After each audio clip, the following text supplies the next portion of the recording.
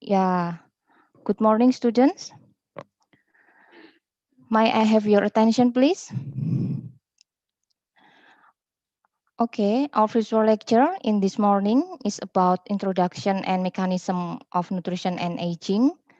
I would like to inform several information about our virtual lecture. The number one, please turn on your camera and turn off your microphone. Number two, do not sleep during the virtual lecture.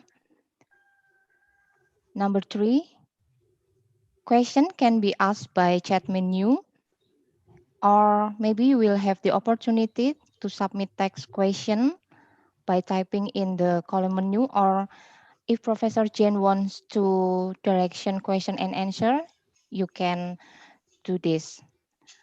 Number four, do not forget to subscribe YouTube channel at Prodi Kesehatan Masyarakat UNES.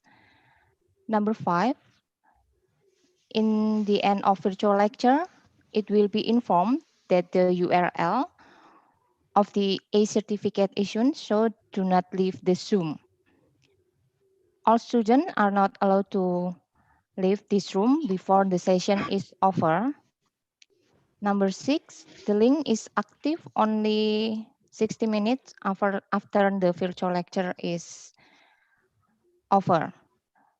So I want you to turn on your camera.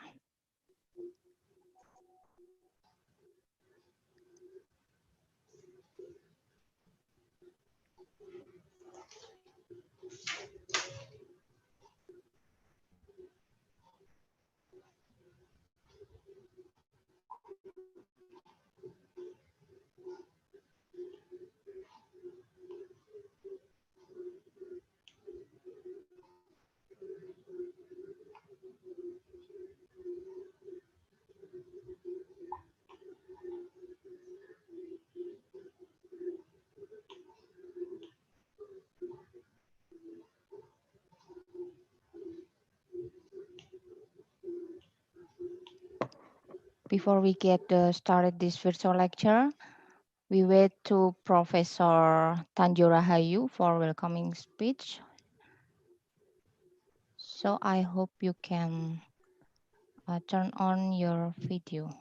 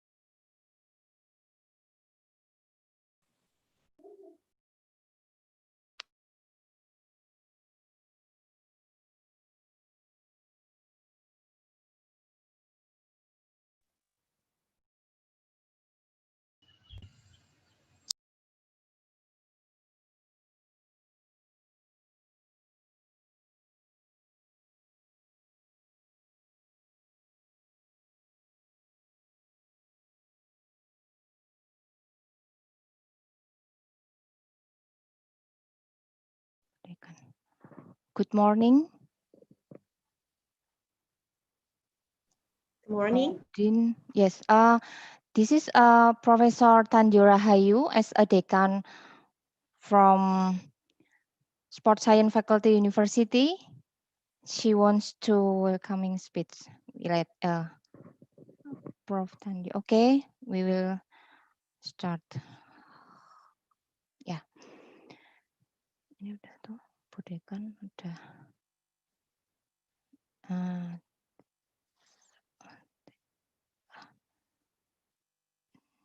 Ya, oke, ya. Prof. Tanjo. Okay, Prof. Tanjo is attended. The Honorable, our lecturer, Prof. Jane C.G. Chao, Ph.D. from College of Nutrition, Taipei Medical University, Taiwan. We would like to welcome in virtual lecture nutrient metabolism about introduction and mechanism of nutrition and aging. Special gratitude for the Dean, Sport Science Faculty, Universitas Negeri Semarang, Profesor Dr. Tanjo Rahayu, and of course to all lecturer and student in Nutrition Public Health Science Department Universitas Negeri Semarang. I'm Natalia Desi Putrining Tias. It is a great pleasure to participate in this virtual lecture with Professor Jane, and of course for hearing the powerful idea from her. Before we get started, let's us say our prayer. Amen. Welcoming speech from the Dean of Sport Science Faculty, Professor Dr. Tandio Rahayu.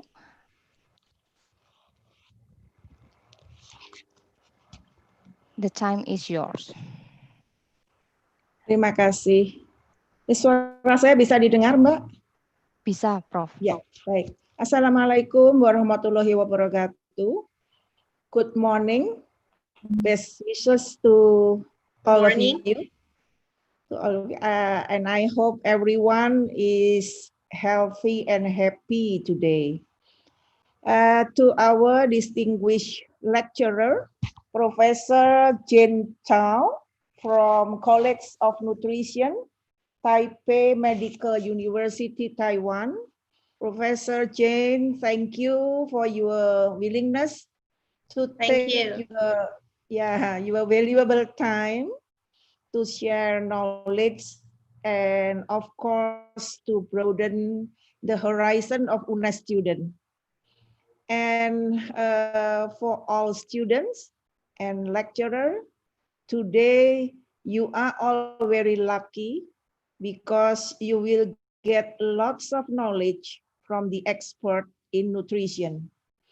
Therefore, to all students, please follow this lecture orderly and carefully in order to get the benefit of it. Professor James, once again, on the behalf of the faculty, I would like to thank you very much and have a fruitful learning to everyone. Thank you.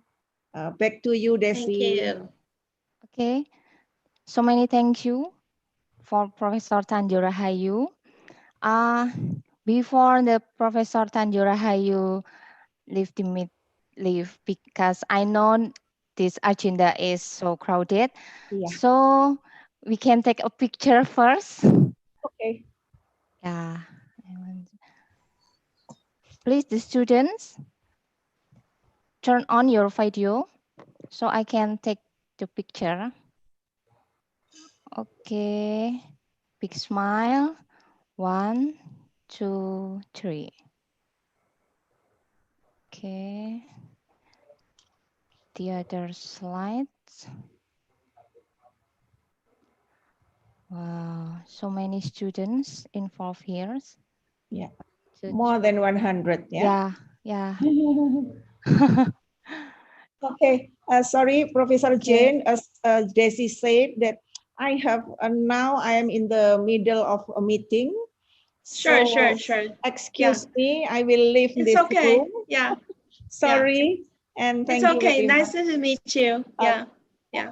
Thank you. Thank you, thank you. Thank you. Thank you. Terima kasih Desi ya. Terima kasih Semuanya, Prof. dadah. Matur suwun. Okay. This section maybe, yeah.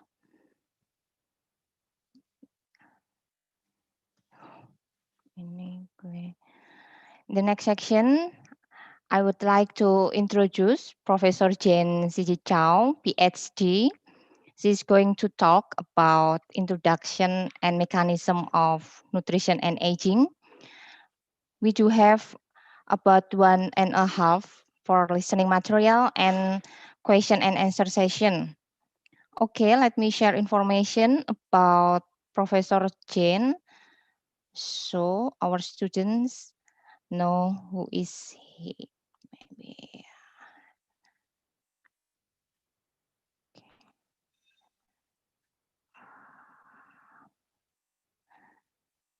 Yeah. The curriculum of Professor Jensi Chao. She is a Dean of Nutrition Department, School of Nutrition and Health Sciences, Taipei Medical University. Education background, Ph.D. in the Ohio State University, USA, for Human Nutrition and Food Management. MS in Food and Science and Nutrition in the Ohio State University, US. And the BS Nutrition and Health Sciences from Taipei Medical College. The research project, application of Chinese herb cocktail to the prevention and therapy of chronic disease and cancer. And then association between dietary pattern and chronic disease, and evaluation of functional foods, techniques in molecular cell biology and biostatistics. Oh, it's so complicated for your research, Prof.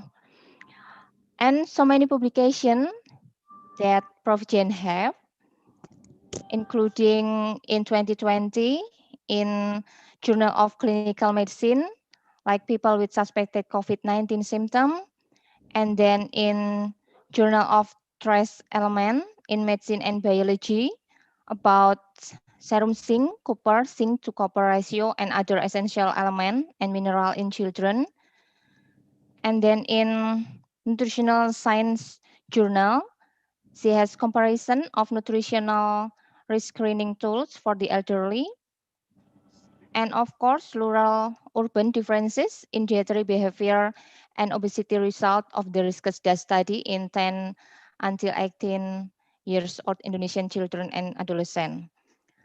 I think we can share collaboration research maybe. Okay. Yeah. This is information about the Prof. Jane. So the time is yours, Prof. Jane, for Okay. the lecture. Thank you. Okay. Thank you.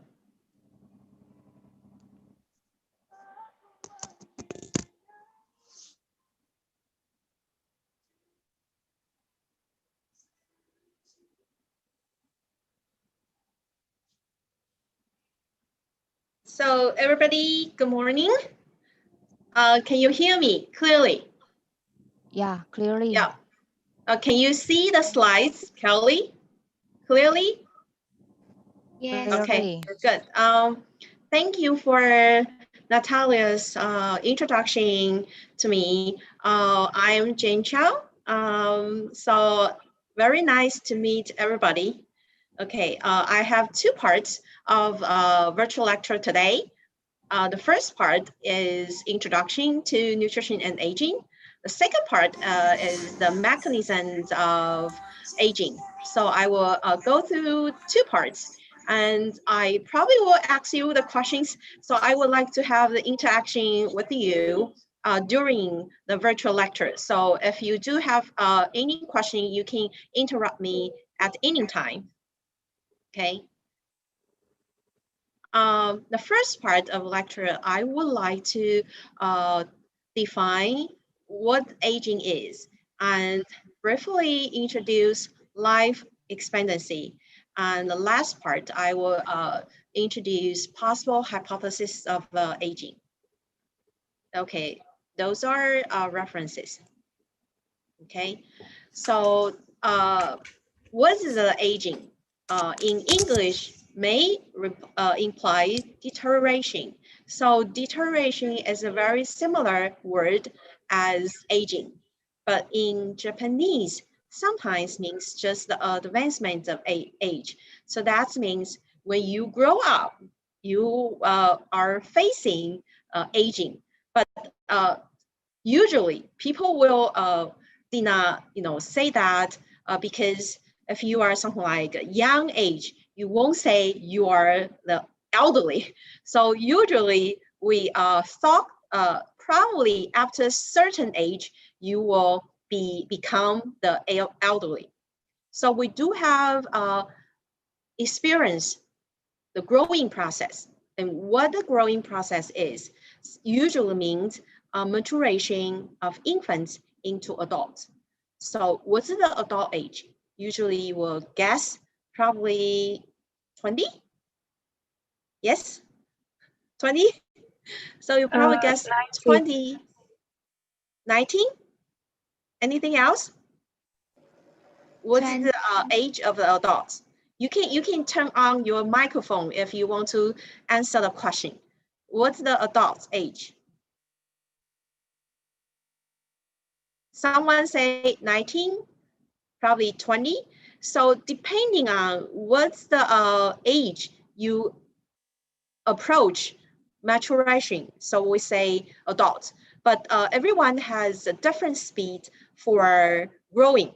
So probably just like you say, mention probably at age 19 or age 20, someone probably delay their growing process until 21 or 22.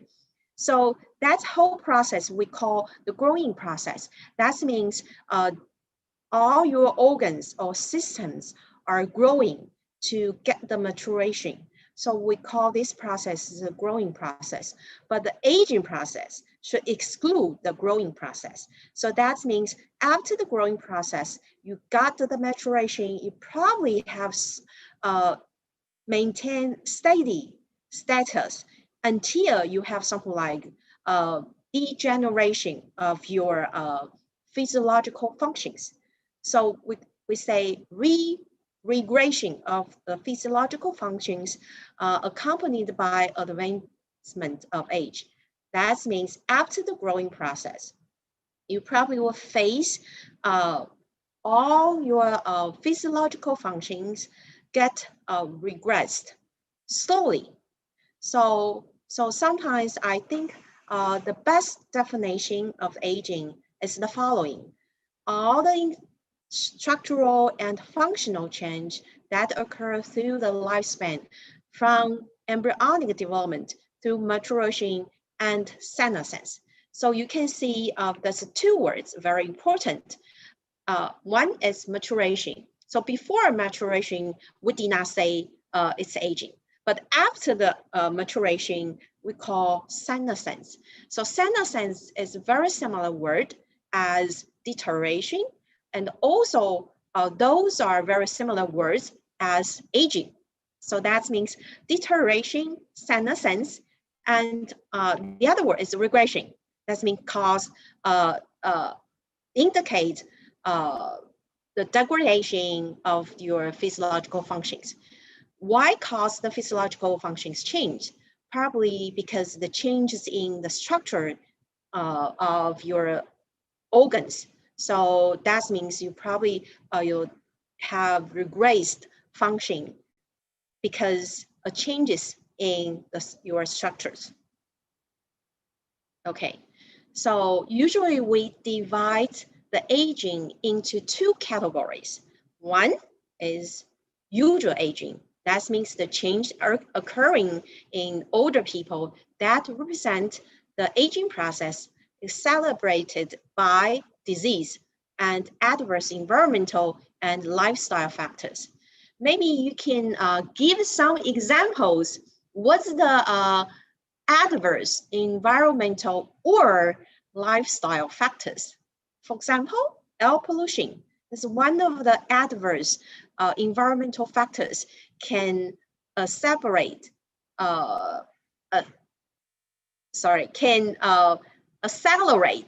aging process.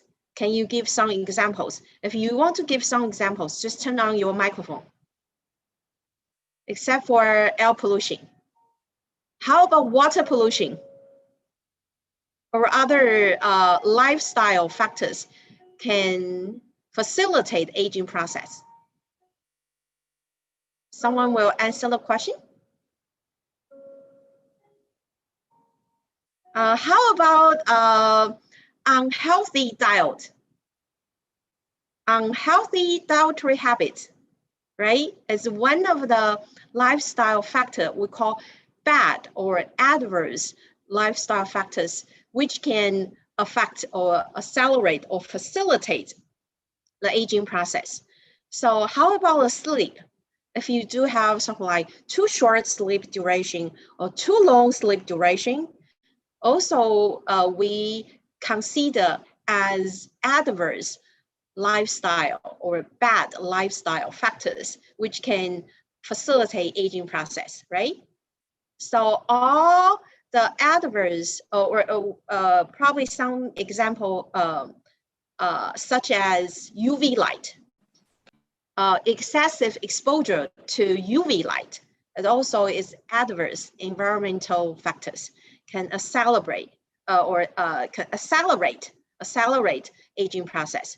So those are you cannot prevent those adverse environmental factors, but you can prevent life's adverse lifestyle factors. That means you will have the good lifestyle factors, such as good or healthy dietary habits, sleep, good sleep quality and good sleep duration, and no smoking, no drinking, right? That's we call good lifestyle factors. So the aging process could be changed or could be accelerated by disease or adverse environmental or lifestyle factors. We call this process is usual aging. But the other category we call successful aging.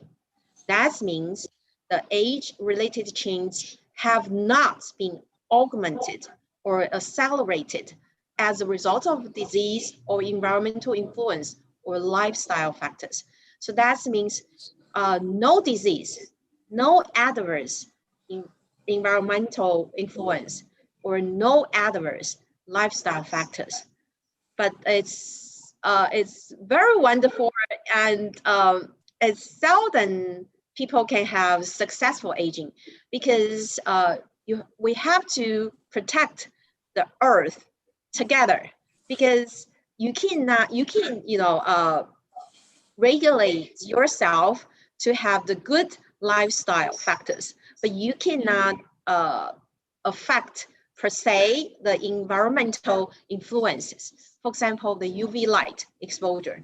So sometimes we have to protect the whole earth by everybody. Not only one person can do, but count on everybody to protect our earth. So it's very important because we would like to have the successful aging, not only usual aging. So that's our goal, to protect the earth. So we will have the good environmental influence, and also you can do by yourself to have the good lifestyle factors. So everybody can have successful aging. Okay. Okay. Then we see the definition of aging. So usually, what age, we just ask you, what age do you think about is adults? And what age you would think about is elderly? Usually, you can see the slides. Usually we define the elderly population at age 65 or above. Why we have the cutoff point at 65 years old? Usually it's depending on Medicare or full social security benefits or the retirement age. But I don't know what age, retirement age in Indonesia. What's the retirement age in Indonesia? 65? Coba ditanya mahasiswanya berapa usia pensiun. Maybe I can 65? translate in bahasa so our student can answer, You can answer your the question. Ya. Turn on the microphone. Yaitu profesornya bertanya berapa usia pensiun pada Indonesia. Coba silakan dijawab. Barita mungkin. What's atau the retirement age in Indonesia? I think it's around 50s. Maybe you can say who is, sebutkan namanya, Dik. Nama adik siapa, terus berapa usianya, nggak apa-apa. My name is Raisha. Hi. Adida, right? Adida? Raisha. Raisha. Raisha, Raisha. Prof. Raisha, yes. Okay. What's Uh, the age for retirement age in usually, I Indonesia? think it's around 60 or 65. I cannot hear very clearly. Around 60 or 65. Around 64 and 65, right? Okay, good. Okay. So, so that's the reason we define the elderly population, because after 65 years old, you can have the beneficials from the Medicare and other benefits from the society. So usually, and also you can apply retirement after 65 years old. But if we see the low protection, the older workers against the age discrimination become affected as 55 years old. So maybe in different areas or different fields, they do have a different cut-off point we call elderly or older people. But in WHO, they have defined something like the elderly, they have young, old elderly. We call it's a little bit younger, but still elderly. So we this age is between 65 to 74 years old. But between 75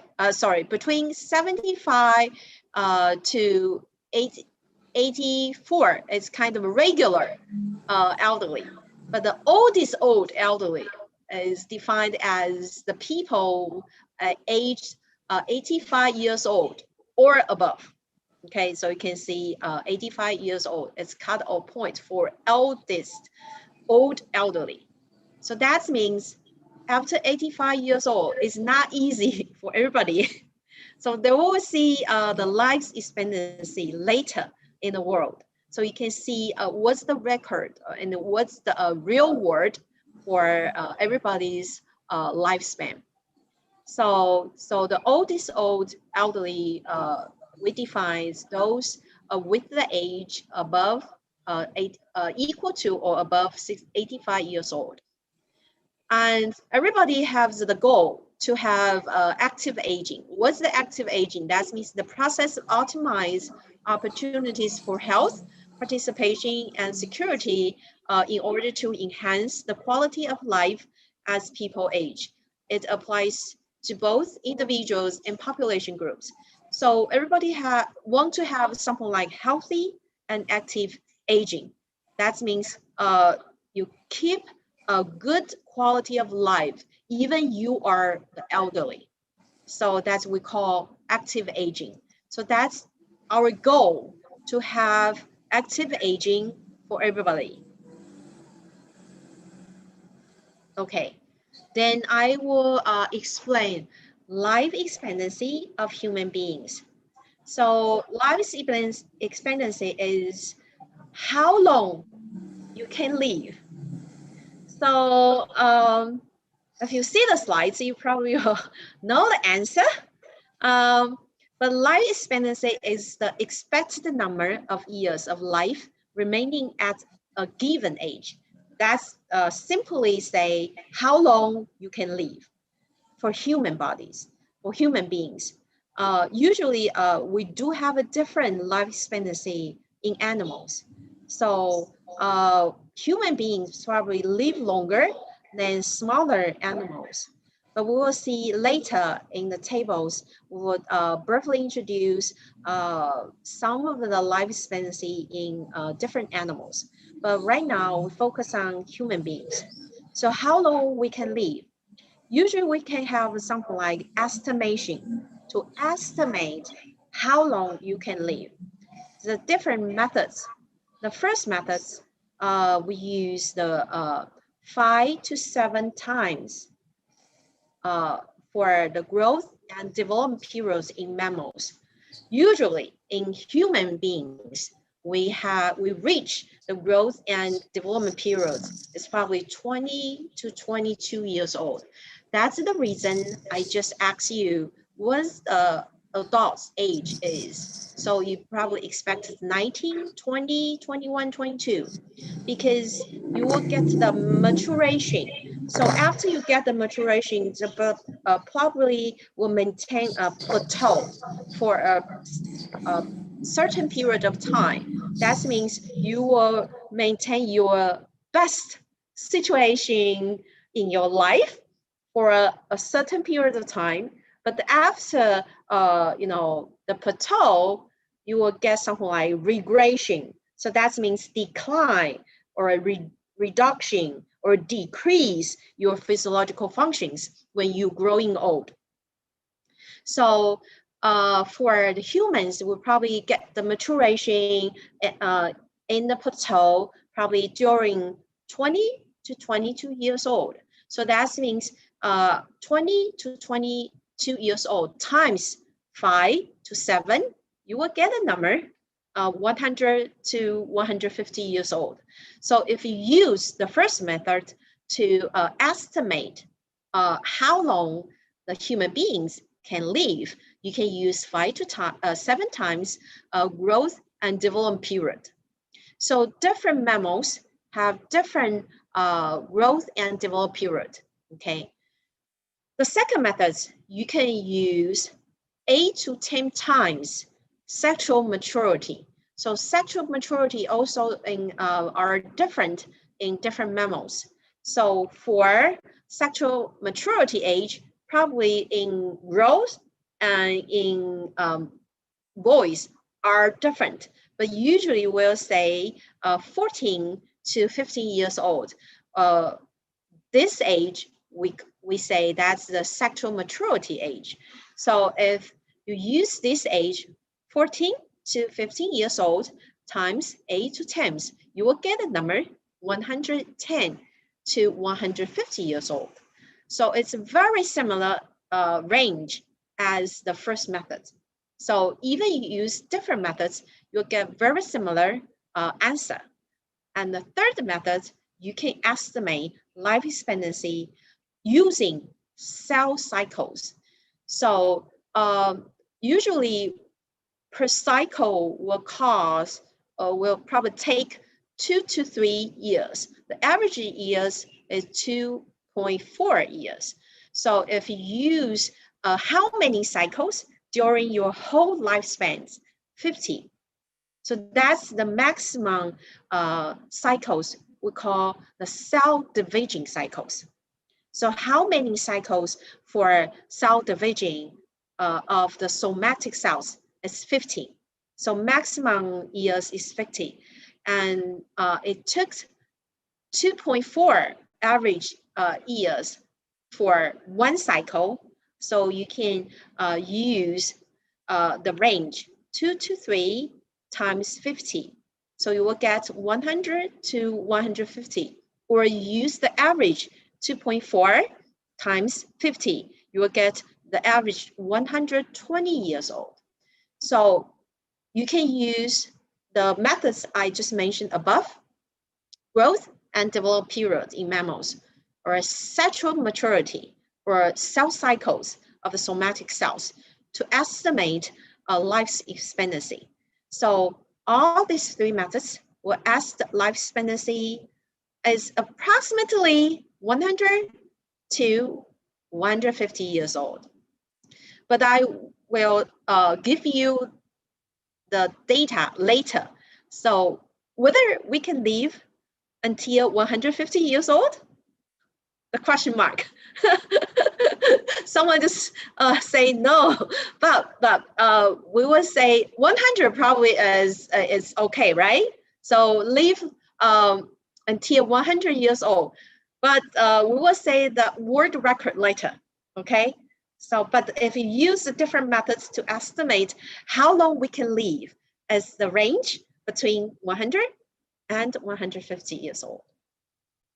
Okay, if you see the real world, I can give you the examples in Taiwan.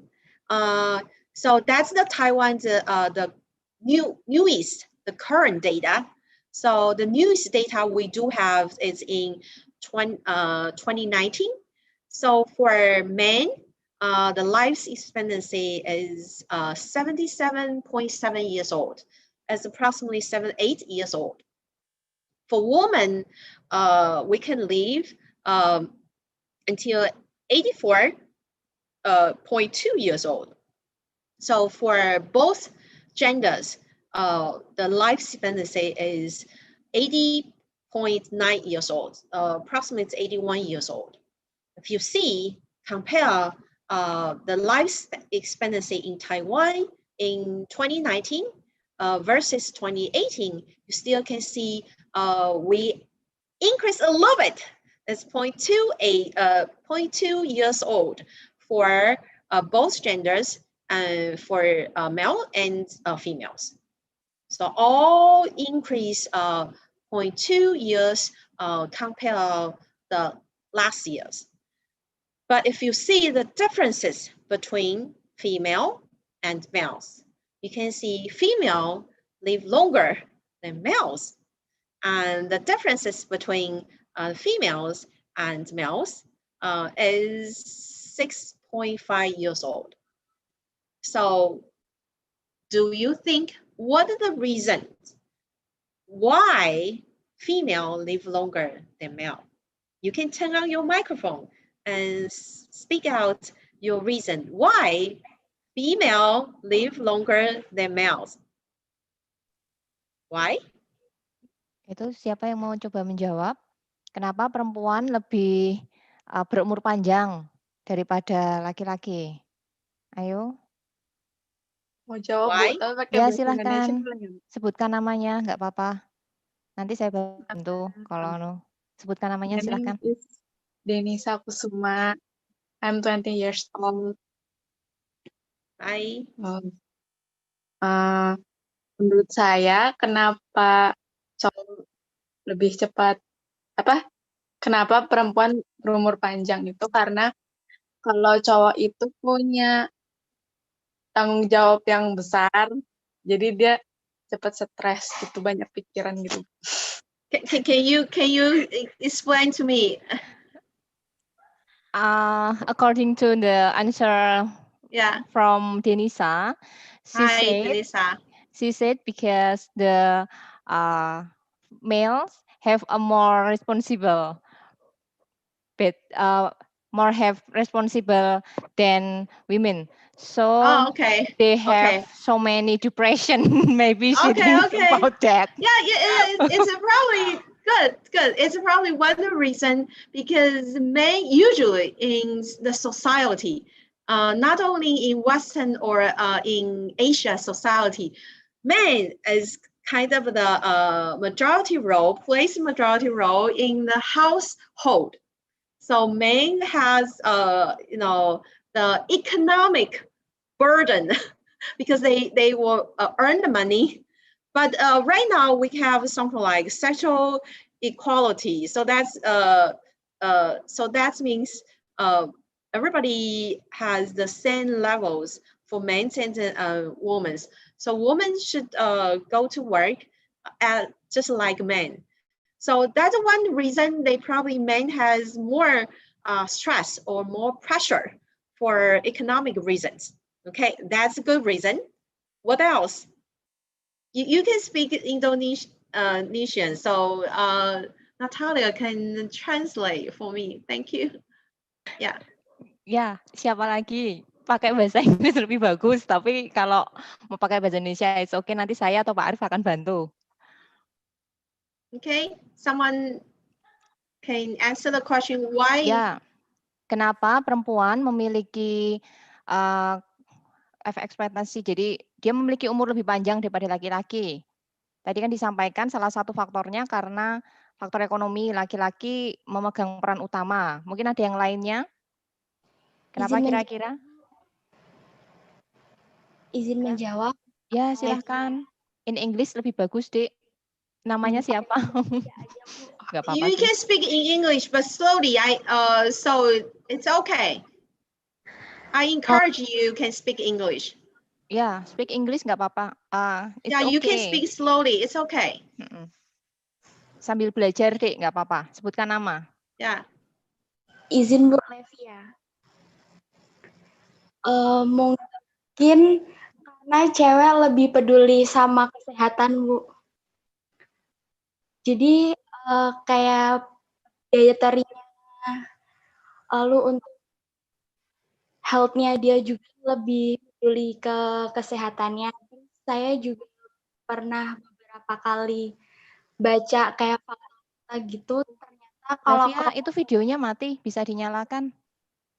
Oke. Jangan mematikan video ya kalau bertanya. Jadi nggak bisa lihat nanti profnya. Gimana tadi makanan terus? Kalau menurut saya, karena cewek itu lebih peduli, perempuan lebih peduli pada kesehatan, mungkin kayak Kamera mengatur pola makan dan lain sebagainya, karena berhubungan sama bentuk badan juga gitu. Terus juga pernah baca kalau cewek itu kan dia kromosomnya XX. Nah, kromosom X itu katanya lebih tahan mutasi genetik gitu. Jadi bisa lebih sehat, lebih tahan gitu. Okay, Prof. Jin, according to the answer from Levia, she said because the women to maintain the diet, the women like good healthy diet, and then because the chromosome, the female have a chromosome X that so telomere because something like that. Okay. Okay, good. We will talk about telomere later. Okay. But if you compare the physiological functions, what's the differences of the hormone secretion between males and females? You know, only females has estrogen. So, but the male did not have estrogen. But female, we do have androgen. That's the male sex hormone. But we do have male sex hormone. But male do not have female sex hormone. So male do not have estrogen. So that's the reason, you know, estrogen is one of the, we call structural difference, because female can produce and secrete estrogen, but male cannot produce and cannot secrete estrogen. So what's the role of the estrogen in females? It's very important. We call estrogen as protective hormones. Why we call estrogen as a protective hormone? Because estrogen can protect the females, keep the good health and do not have something like the high risk for cardiovascular disease. So that's one of the reasons you can see estrogen as a protective hormone for cardiovascular disease, and also the osteoporosis, the bone health. So that's not only for cardiovascular functions, good for cardiovascular functions, and also good for the bone functions. So after the menopause, in women, that means you don't have the estrogen production, you don't secrete estrogen in your body. So that will be expose you as the high risk population for cardiovascular disease and also osteoporosis. So that's the reason after menopause, for women, we have to very carefully watch your health status to prevent cardiovascular disease and osteoporosis, because you lack of estrogen production and secretion. So one of the reasons why females live longer than males, one of the reasons is the estrogen. So estrogen as a protective factor for women, but males do not have estrogen. And also someone just mentioned that stress and pressure, probably men has greater stress or pressure. The other reason is probably women can have many ways or many methods to relax or to relieve your stress. So many can go to shopping, you know, have something like more emotional, expression. So if you women like to cry, we cry, okay. But sometimes men cannot cry because they have something like uh, they don't want to cry because they think they are men, so they cannot cry, something like that. Yeah. So we do have emotional changes. In female is more emotional changes, but for men, probably lack of emotional changes. I apologize that we do have under construction, so you will hear the noises right now. Sorry. Yeah. Yeah, Yeah. yeah. Sorry. So I will speak loudly. Okay. So Yeah. you can see men probably lack of relaxation or emotional changes if compared with the woman. So women have more emotional changes, can relieve their stress. And also men probably have more responsibility for the economic loading or economic burden. So they will probably have more stress. And women probably will more, focus on their images. So they will keep good uh, body weight status. So that means they probably eat more healthy diet than men because they very focus on the images. So they will keep a good looking, you know. So woman is one of the reasons that will keep good looking. So will keep a good body weight status. That means women will more focus on their diets and their lifestyles than men. Okay, so that's some of the reason to cause women live longer than men. If you see the tendency of life expectancy with the years, you can see that's in 2019. Uh, for all, for both genders, both genders is green line, and the red line is for females. The blue line is for males. So you can see for all the three lines, you can see increase lifespans, life expectancy a little bit with increased years. Okay, so now I share with you about the life expectancy in the world. So that's reported by UPenn, and you can see the number one is Hong Kong, number two, Japan, Singapore, Switzerland, Spain, and Italy, and so on.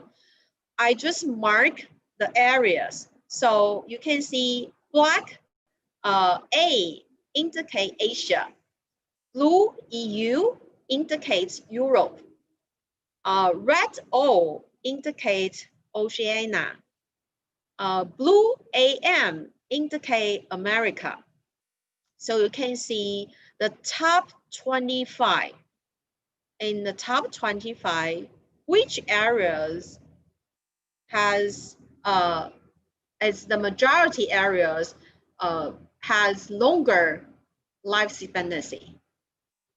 Europe, right? So you can see Europe. Why Europe countries in Europe, people in countries in Europe live longer? Why? Why people live longer?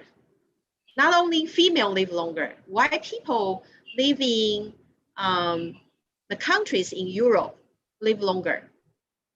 So maybe you can move to Europe. That means you will probably live longer, right? If you want to Maybe we live can longer, you can move move from to Asia to Europe for Europe. live Why? longer. Why? Because the areas, or they do provide better air quality, better food quality, better water quality. The Maybe. very important thing is they probably can provide medical care, good quality of medical cares. So that means when you have the disease, when you got the disease, you have the good quality of the Medicare. For example, right now, the COVID-19 pandemic. So we can see everybody, just want to prevent to get to the COVID-19. But right now you can see why some of the countries, has more people to get COVID-19 and more people are dead from COVID-19. One of they probably because of their policy, and also some of the reason because their Medicare, depending on how good of their facilities or for the Medicare, if the countries can provide better or the best quality or facilities for Medicare, that will keep disease away. So will cure the disease. That means keep you alive. Okay, so that's very important. If in those countries, they probably have a better quality or facilities of Medicare, and also probably they, more policy to protect the environmental factors. So that means they probably can have less air pollution, less water pollution, and less food pollution or contaminations. So it's very important. Sometimes, we say disease from eating, because when you eat the food, it's not, meet the requirement of food safety. You probably eat some of the pathogens, bacteria into your body, and then you will get the disease.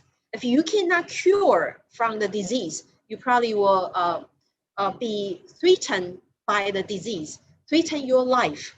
So that's very important. It's even a small disease or not very serious disease can threaten your life if you don't treat or you don't cure the disease. So it's very important. If you, it's not difficult to cure the disease, but you have to have the methods or the facilities to cure the disease. That means can keep you alive. So those countries maybe can provide better Medicare and also keep the environmental factors more healthy. Okay. If you see other countries, Germany, maybe everybody knows Germany, UK, they both are placed at 25 for life expectancy. And United States, they have life expectancy for overall for both gender is 78.9. Okay. If you see other country, that's the last part. So you can see those country has a short life expectancy and probably around 50 to 60 years old. So those countries, if you see very carefully, those countries are located in Africa. So that means Africa, the countries in Africa probably they cannot provide better or the best medical care or medical facilities. So when the people get sick or get disease, sometimes they cannot be cured and they probably will lose their life because of the disease. Okay, so I just say some of the factors can accelerate or facilitate the aging process. So one is disease. Adverse environmental factors and adverse lifestyle factors. So those factors can cause aging and probably will threaten your life. So those are also some of the data for life expectancy in the world.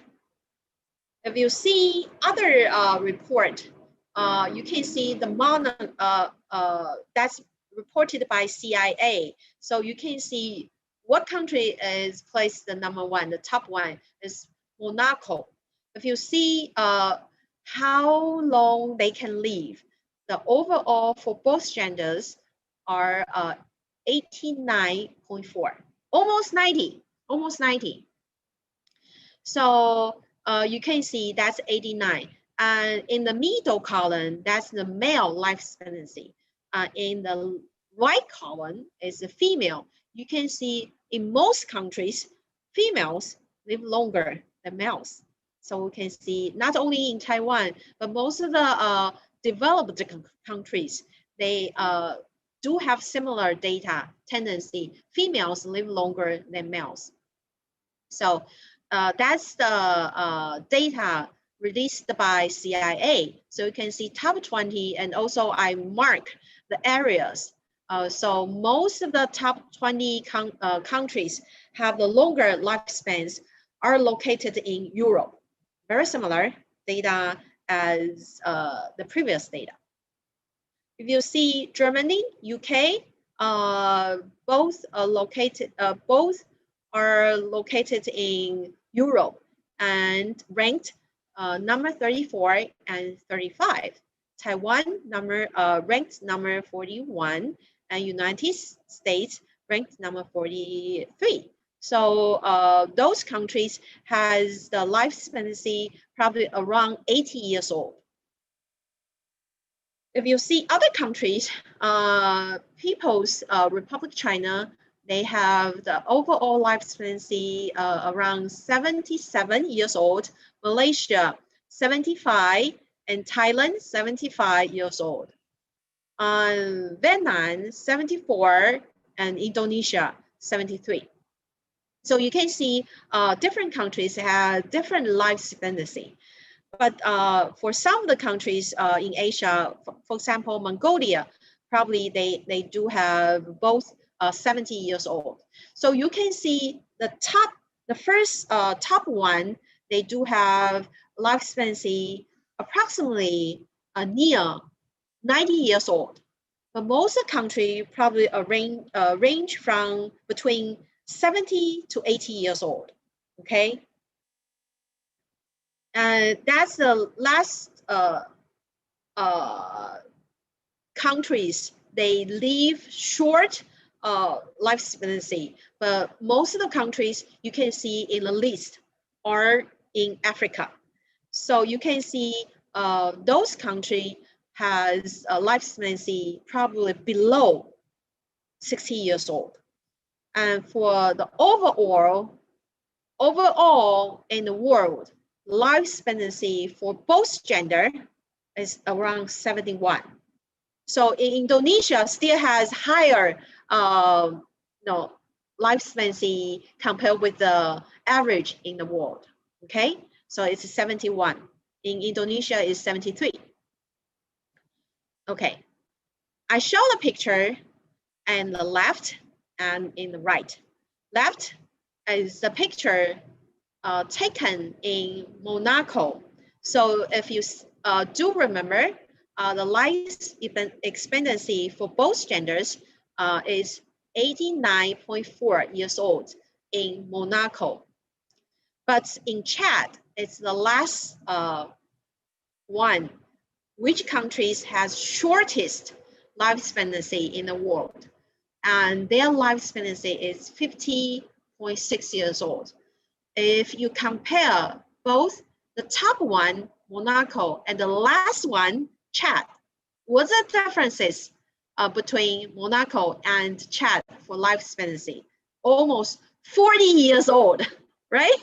If you compare the differences between Monaco and Chad, almost 40 years old. So if you see the view in Monaco and the view in Chad, which country you want to live? Probably everybody say Monaco because yes, because you can see there's a beautiful garden and beautiful castle, but in Chad you don't see the house. You only see probably the shelter and the dirt. They don't have the grass. They have dirt. They don't have the flowers, trees. They have dirt. So, and everybody, you can see probably, I did not show the people in Monaco's picture, but you can see people's clothes probably is very simple.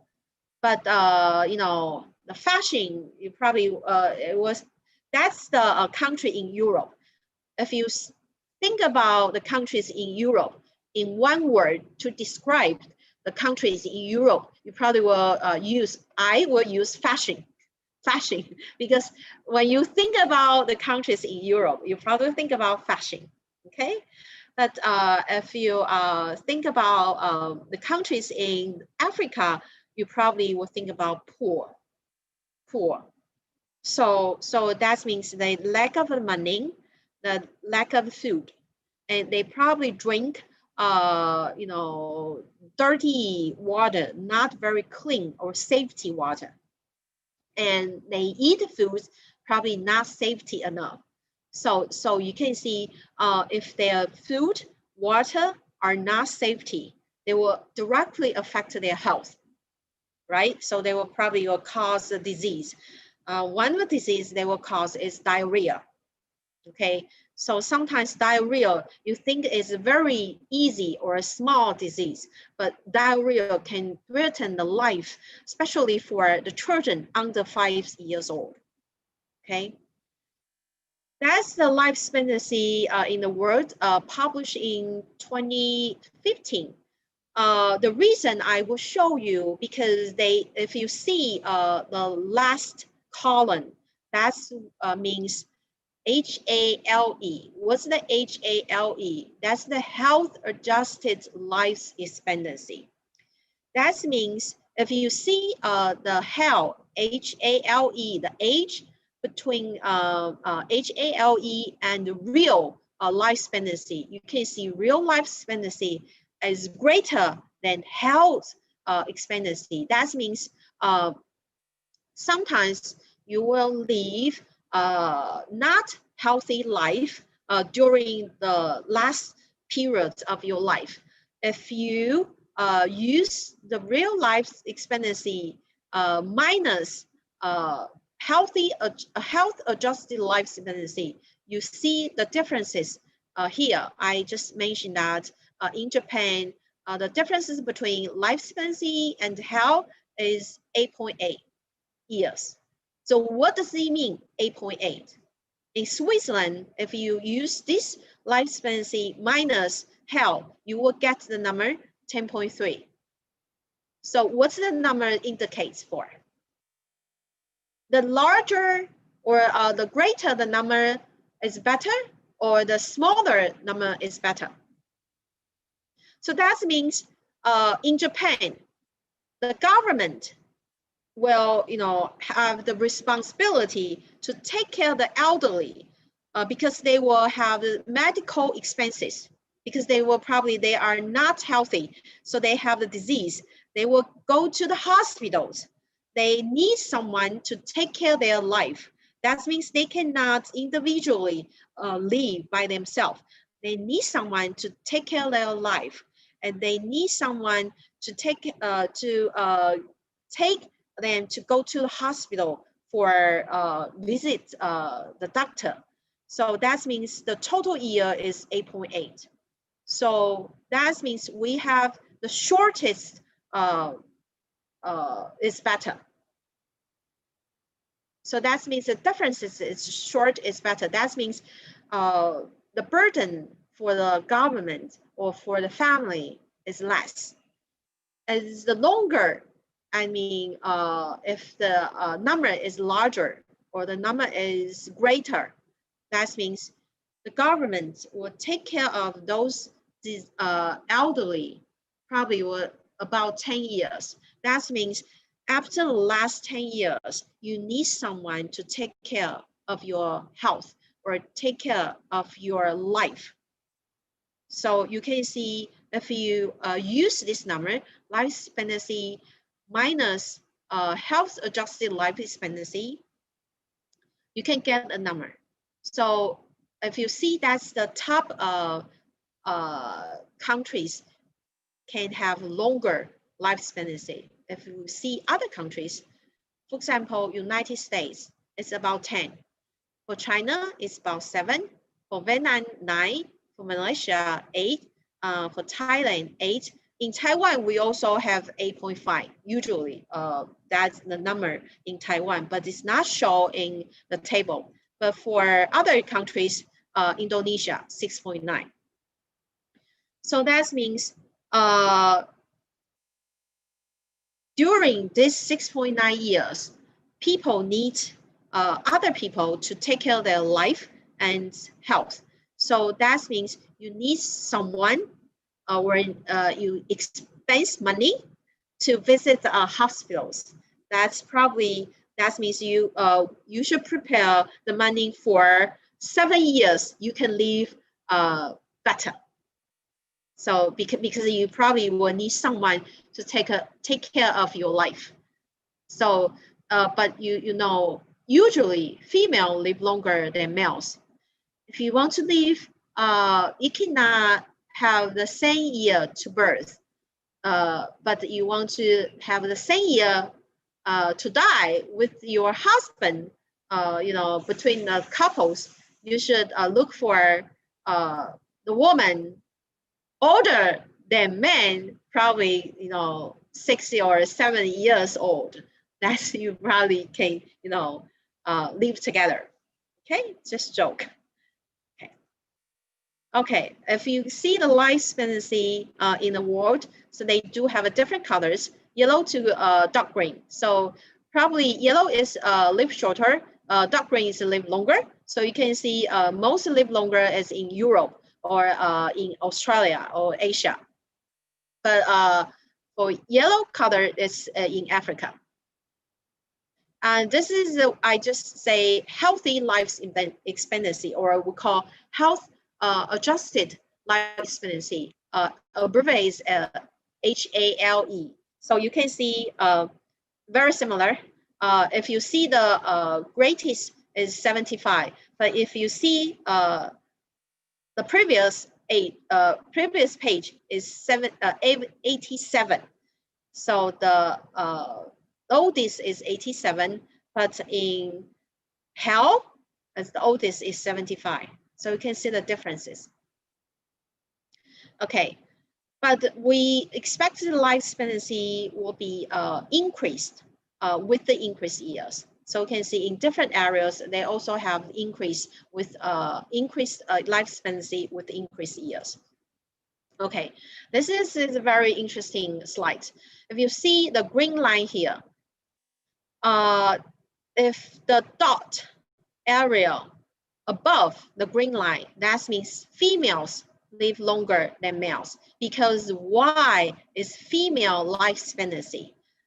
X indicates male life expectancy. If the dot area above the green line, that means female live longer than males. If the dot below the green line, that means male live longer than females. For most countries or most areas, you can see that's line upper part of the green line. So that means females live longer than males.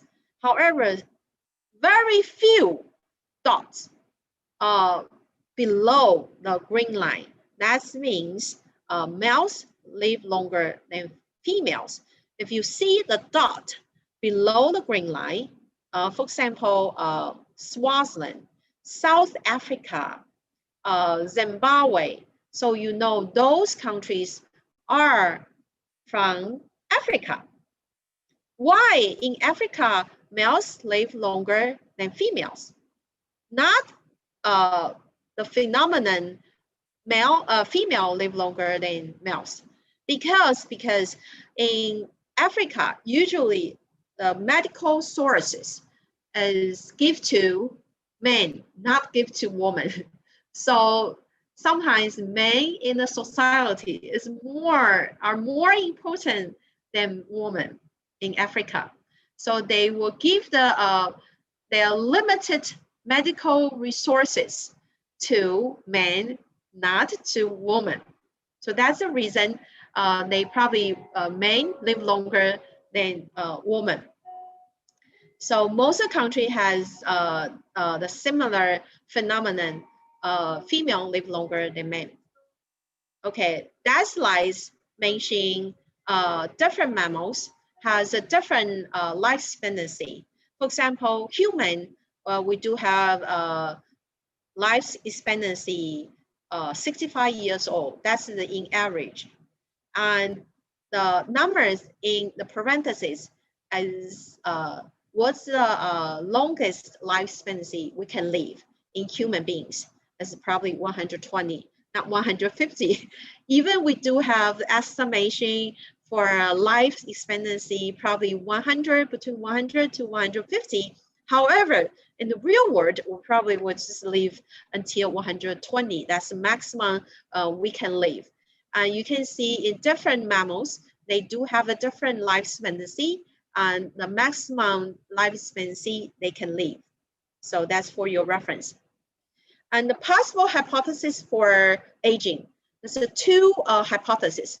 One hypothesis is each organ independently lose their functions, and as a result, the body becomes senescent. So that means each organ independent lose their functions. So they did not affect each other. So that means probably liver or heart or your brain can lose their function independently. So Hayflick proposed in 1965 the growth potential of cultural cells is inversely proportional to the donor's age. That means if you take the cells from the human bodies to outside, we call cell cultures, in vitro culture.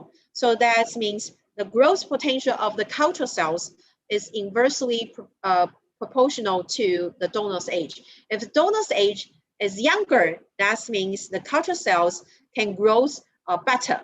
If the donor cells, cell's age is older, that means the culture cells grows slower. The other possible hypothesis is the deterioration of a supervising organ, such as central nervous system, will cause the regression of the other organs. That means it's inversely or opposite from the first hypothesis. That means one organ we call supervising organ can affect other organs. If you see the first hypothesis, each organ is independently lose their functions. But this hypothesis is that one organ can affect other organs. So once the organ can be candidates for supervising organ, that is say central nervous system, such as brain, or other organ can be, or system can be supervising organ, is immune system. So that means central nervous system and immune system both can be supervising organ, and once the deterioration or regression of the supervising organs, such as central nervous system or immune system, will cause other organs deterioration. So that means these two systems, central nervous system or immune system, are very, very important. Once the systems, getting deterioration will directly affect other organs to get deterioration. So this hypothesis is that you will keep good health for central nervous system and immune system, because if you cannot keep good health for central nervous system or immune system, that means you probably will accelerate or facilitate the aging process. So, but the growth potential of a living organ is also affected by its environment. So not only organ can affect aging process, but also environmental or other factors, for example, lifestyle factors, can affect aging process. If you see the size of the brain will shrink, will reduce when you are getting older. So especially for the people above 65 years old, the size of the brains decrease dramatically. So you will see the size of the brains become smaller and smaller after the 65 years old. And if we talk about physiological aspect for aging, you will see because of breakdown of steady status or breakdown of homeostasis. So when increased age, you will see the homeostatic capacity is decreased. Why decreased? You can see decreased synthesis, but increased degradation. And for the overall results, as a result, if you decrease the synthesis and increase degradation, will cause amount of the substance will decrease because you decrease synthesis and increase degradation. So especially for some of the substances secreted by the body, for example, endocrine or neuroendocrines, for example, acetylcholine. Acetylcholine is a neurotransmitter secreted by parasympathetic nerves systems. So parasympathetic nerves can secrete and produce acetylcholine.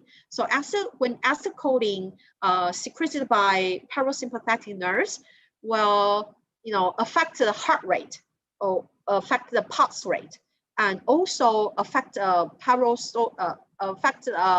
peristalsis of the GI tract. That's the movement of GI tract. So usually acetylcholine can decrease heart rate, decrease pulse rate, but increase the movement of the GI tract. And some of hormones also can be affected by aging process. So you can see most of the hormones are decreased, especially for some of the hormone affected your physiological functions. And for hormones, a neurotransmitter also you can see a dramatic decrease with a aging process. For example, acetylcholine is one of the neurotransmitter can be decreased. So once those hormones or neurotransmitters are decreased, you probably cannot keep a constant body temperature or constant blood sugar levels. So also if you your immunological functions or immunological capacity also decrease with increased age. For example, you will see a shrink of the thymus. That means the size of the thymus will be decreased. So immune system and the central nervous systems are candidates for supervising organs. Okay, why does a cell death take place? Also have two hypotheses. One hypothesis say that cells are genetically programmed to die. So that means we have the genes decide when you die. The other hypothesis is cells eventually succumb to wear and tear. That means cells are damaged by intra or extra environmental deteriorations. So that means intra or extra environmental factors can cause cell death. For example, in intra, that means in your body, your hormones disuse, so that will cause cell death. So that means breakdown of the homeostasis in your body also can cause cell death. So characteristic of aging, so we know breakdown is over synthesis. That means more breakdown, but less synthesis. So for example, the muscle cells, also the same situation. It's more breakdown, but less synthesis. So you can see you lose your proteins from your muscle fibers. When you lose your proteins from your muscle fibers, you also decrease your muscle strength. And also you will lose the matrix content and the mineral contents in your bone. So we call decrease the bone density. If you decrease bone density to a certain degree, will cause osteoporosis. That means in your bone, the density is low because you lose your minerals from your bones. But you will increase the percentage of body fat. So you see, sometimes you decrease proteins, decrease bone density, but you increase your body fat. We don't want to see these results, but you increase your body fat with increased age. But you will decrease or impair your functions. For example, decrease respiratory functions, decrease mobility and ambulatory capacity, and decrease some of the neurotransmitter production. For example, acetylcholine. and other neurotransmitters, dopamine or serotonin. So the final part of the introduction, I just show some of the pictures, and those pictures that you can see only the elderly. So you can see the elderly. I will continue to the second part, the mechanisms of the aging. If you want to take a rest, you can go to take a rest, but remember to get back. I will continue to the second part. The second part is the mechanism of aging. So in this part, I will briefly introduce the theory of aging and the factors can influence or can affect the aging process. And the last part is very important for nutrition students because we want to know what's the effect of nutrient intake on aging. So the last part, I will talk about nutrient intake and aging. So in the real world, how long we can live? If you use the estimation to estimate how long we can live, the answer is between 100 to 150 years old. But if you see the world record, that's all the top 10 people, the oldest people living in the world, all are females. So that means to verify females live longer than males, because you can see the top 10 all are females. And if you see the top one, the female named Jenny. Jenny would how long she can live. Her life expectancy is 122 years old. So no one can live until 150 years old, but probably in the future, our goal in the future, probably you can live until 150 years old. But right now, the world record is 122. So it's from France. And all are female. And number 3, Connie. Connie is the woman still living. That means she probably can possibly break the world record, possibly, because she's still living, okay, in Japan. So you can see the top 10 women with the longest life expectancy in the world from France, United States, Japan, Canada, Jamaica, Italy. But you can see 4 of them, 4 out of 10 are from Japan. So if you want to live longer, probably move to Japan. Why? The people in Japan live longer. I say probably they can provide better facilities for medical care. But also they probably can have better environment, better air quality, better food quality, better water quality. So that's probably some of the reasons, okay?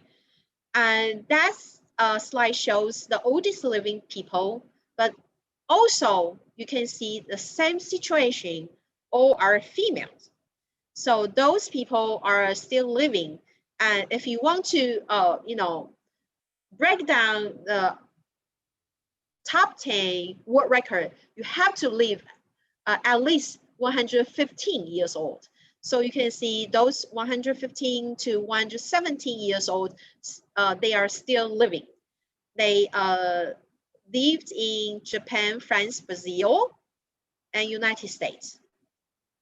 So you can see they probably in these areas or in these countries, they can provide better environmental factors, and they can provide better medical care or better quality of medical care. I just mentioned in Japan, Okinawa, Japan, they have the village. One village they call Long Life Village. Why they call Long Life Village? Because they have 46 people already aged above 90 years old. It's approximately 1.3% of population in Okinawa. So Okinawa is show the blue color as show the Okinawa locations in Japan. So that means in this area, they probably live longer. Why in this area we call long life village? You can see most of the people in this village, they just stay in the same village all their life. They don't move to other areas. So that means in this village, they can have, they can provide opportunities to work. For example, in Taiwan, we do have the, we call bigger cities or rural areas. In urban and rural areas, people want to go to the urban areas, not stay in the rural area for working. So if the people leave the rural area at first, when they grow up, if they want to go to work, they probably will move from the rural area to the urban area to get the working opportunities in urban area, because they probably have more opportunities to get work and more, earn more money in urban area, not in rural areas. But in these Okinawa areas, people just stay in Okinawa all their life because they can get working opportunities in Okinawa. So they don't want to move out. And in these areas, Okinawa, they probably provide a better quality of life because they don't have no air pollution, probably no water or food contaminations, so that they will eat more healthy food and clean water, drink clean water, and breathe good quality of air. So that means they can live longer, and they usually live in Okinawa all the time. So that's very important. If you want to attract people stay in the city or stay in this area, you have to provide working opportunities and can provide good environmental factors, and also can provide medical facilities. This curve, y-axis is percentage of survival. X is the age. If you see, I plot the green line, it's equal to 50% of survival rate. If you see this line to intersect with x-axis is the maximum lifespan. We call average life expectancy. So if you see different curve, from A to E, you can see the shape of the curves are different. If you see the curve A, curve B is more likely and more similar. But if you see the curve C to E are more similar, but are different from curve A and B. If you see the curve A and B, we call smile, a little bit smile curve. But if you see C, D, E, the curve shape, it's just like the reversed smile shape. So A and B just very traditional, we call exponential decay curve. So that means you would decay when you increase survival rate, but if you see the increased survival rate, you will decrease the average lifespan. So we call this exponential decay curve. So usually this life expectancy curve just fit in the small animals, such as mice or squirrels. If you see the mice or squirrel average lifespan, just like curve A and curve B. If you see the curve C to E as a different shape of curves from A and B. So those curve C to E is more like the human life expectancy. So if you see the line at 50% survival rate, if you see the C curve, curve C is lifespan is about 22 years old. Curve D lifespan is 40 years old, and curve E is 80 years old. So right now, the human beings' life expectancy just like curve E. So we do have approximately 80 years old for lifespan, or for life expectancy. So that's the curve E. So right now, if we want to draw the life expectancy curve, just like curve E right now, but curve C and D just like many years ago. So we do have life expectancy is shorter than 80 years old. Okay, and why cause the aging? There's two theories. One is related to genetic theory. The other one is related to non-genetic theory. So genetic theory, that means damage to DNA or errors in transmission of information. So will cause the faulty protein formation. And non-genetic theory, that means related to chemical or structural changes induced by environmental factors. I just mentioned, for example, UV or other adverse environmental factor can cause the changes in our chromosomes or DNA, or cause the mutation. So will cause the non-genetic theory of the aging. So if you see the genetic theory, if you have lived longer, if your parents or grandparents live longer, usually next generation also live longer.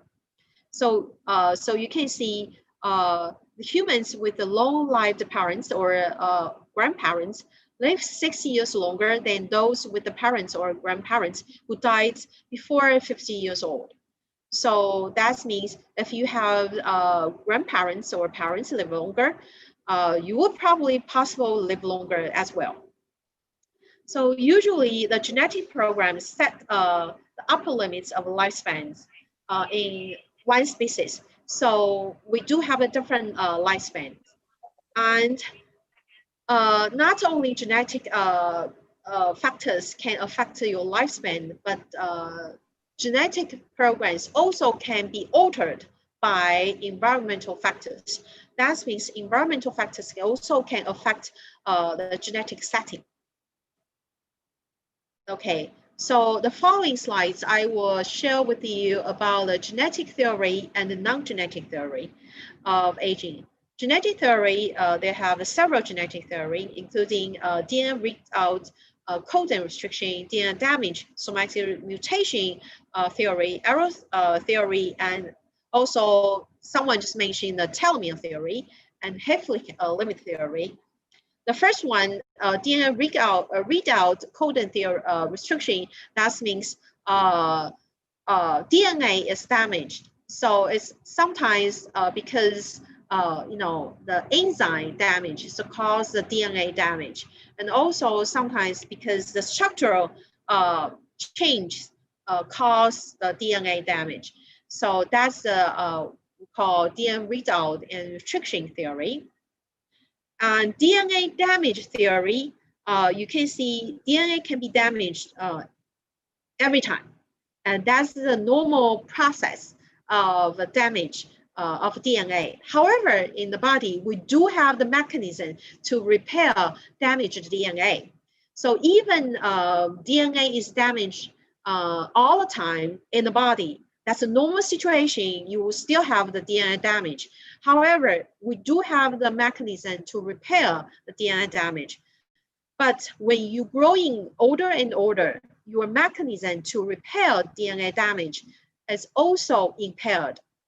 So sometimes if you cannot if you cannot repair the damaged DNA, will cause mutation of DNA. So that's the types of the damage of DNA in the body. So you can see the most frequently damage in the body is single strand breaks. So that's the almost over 50% of the total daily damage is because of single strand breaks. But the other damage you can see in the table, sometimes modification of the DNA also breaks down of the DNA and have the cross linkage of a normal cross linkage of a DNA between the double-stranded DNA. So those are damage of DNA. if you see the graph, the figure here, there's a different types of the damage of DNA. The first type is draw here is depurination. That means we do have the cross linkage between the base pairs. So C will link with the G, A will link with T. But if you see the graph here, this is the A is missing. So A should be here to link with T, but A is missing. So we call depurination. That means removal of purine. So we call depurination. If you see the second one, you see that's a double-stranded DNA, but this one is distorted. This one is a very straight line of DNA. So we call single-strand breaks, because you can see here, that's the breaking point. So what cause the breaking point and also cause a distorted DNA. The third one is cross-linkage mutation. You see between A and T, usually A will directly base pair with T. But if you see the graph here, they do have something like two square-shaped substances and round-shaped substances between A and T. So that means chelating with double-stranded DNA, between double-stranded DNA will cause the cross-linkage of the DNA, so will cause the mutation. If you see the double-stranded here is the distorted, because some substances chelating between double-stranded DNA. The other theory we call arrow theory. Arrow theory is the production of proteins and reproduction of DNA sometimes is not carried out with accuracy. That means they carry out with the wrong proteins because wrong DNA. So we call flawed molecules. That means wrong proteins. And wrong proteins cannot have the normal functions, so will cause the diseases and also probably cause aging, will initiate the aging process because the wrong proteins formation. Telomere theory. So telomere theory is one of the most popular theory for aging. So you can see usually when DNA is replicated, so they will have the same sequence, same length of the DNA to be replicated by template DNA. However, sometimes they cannot replicate it one segment of the DNA. This segment we call telomere. And telomere has a very unique sequence of DNA. You can see the telomere consists of 6 base pair repeating sequence. If you see the single 6 base sequence, you can see we read the DNA sequence from 5' end to 3' end. You can see TTAGGG, TTAGGG. If you familiar with TAG, this English word, what the TAG means? Tag. What does tag means? TAG. Sometimes it's kind of a target, right? Tag, it's kind of a target. So it's very coincidence. Tag is very, the TTAGGG sequence is very similar to the meaning of the English word TAG. So it's kind of the segment or kind of sequence the DNA polymerase cannot recognize. So they cannot recognize this specific sequence. And this 6 base repeating sequence, that means we'll repeat this 6 base, TTAGGG, TTAGGG. So you can see at conception, that means when eggs meet sperm. So we call conception. each human telomere is about 10K. 10K, that means 10,000 base pair long. If you divide it by 6, that's about 1,666 repeats. So if you 1,666 times 6, you will get about 10,000 base pair. So when sperm meets eggs, so that means the mother get pregnancy. The length of the telomere in the human body is about 10,000 base pair. However, telomeres will lose an average 8 repeats per cell division. So if you remember, we do have the maximum number of cell division is 50, right? 50. So that means every cell division, you will lose 8 times 6, 48 bases. So when mother gets pregnancy, we do have the 9 months pregnancy period. So from the beginning of the 10,000 base pair, after 9 months later, the average telomere, the length is about half as long as it was at conception. So you already lose your life during mother's pregnancy. Even you are not getting birth, you lose your life. So the length of the telomeres is also a good indicator to indicate your life, how long of your life. If the length of the telomeres is shortened in each cell cycle, in each cell division, that means you lose your life as well. Okay, why telomere cannot be replicated by DNA polymerase? Because DNA polymerase cannot recognize the sequence of the telomere. So usually they cannot replicate the sequence of a telomere. So in each cell cycle, they cannot replicate the telomere. So that means why, that's the reason explain why the length of the telomeres will be shortened in each cell cycle. So if you see, the telomeres not only exist in humans, but also exist in other mammals and birds. So telomeres is shortened more rapidly in short-lived mammals and birds than this in long-lived ones. So you can see the length of the telomeres in different species can tell how long you can live. But some of the cells in the body can replicate the sequence of the telomeres. What kind of cells can replicate the sequence of the telomeres? For example, germ cells, that means sperm and eggs. Sperms from man, eggs from woman. And stem cells, so that means undifferentiated cells. So those types of cells, germ cells or stem cells, they do have the enzymes we call telomerase to replace DNA polymerase.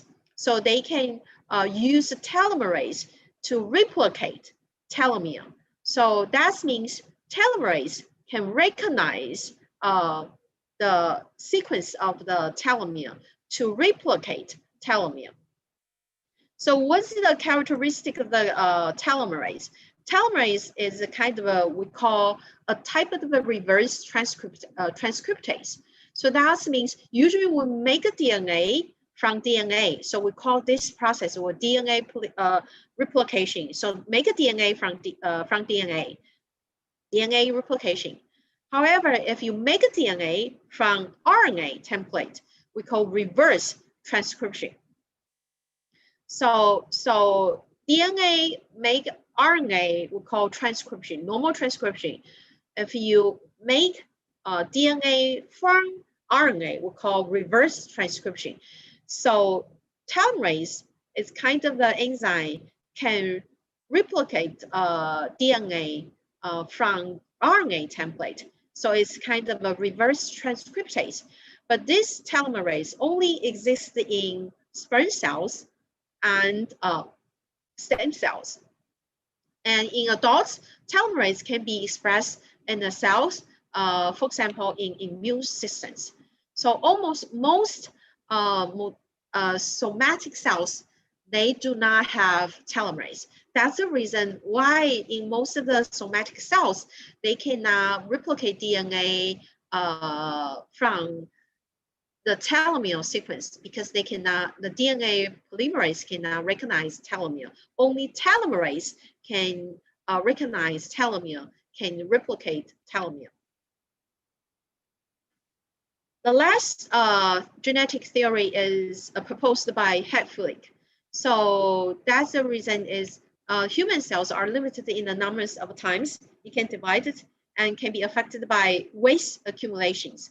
So I will talk about waste accumulation in non-genetic theory later. And human cells' ability to divide is limited approximately 50 times. Why 50 times? Because the maximum of the cycles of cell divisions is 50 times. So after 50 times, cell is not divided eventually. So that means cell will be died. Okay. The following, I will just briefly introduce non-genetic theory of aging. So there's several theory, including well entail, deprivation, waste accumulation, cross-linkage, theoretical theory, and mitochondrial decline theory. Finally, I will talk about the neuroendocrine theory. So well entail theory, that means the body and its cells were damaged by overuse and abuse. So, and can be worn down by toxins in our diet or in the environment. For example, if you took excessive consumption of something like a high fat, high sugar, high caffeine, or high alcohol and high nicotine, those are we call adverse lifestyles factors, or exposed to UV lights that will cause the damage of your bodies and your cells, and also affects your physical and emotional functions, will cause the stress. So will also accelerate an aging process.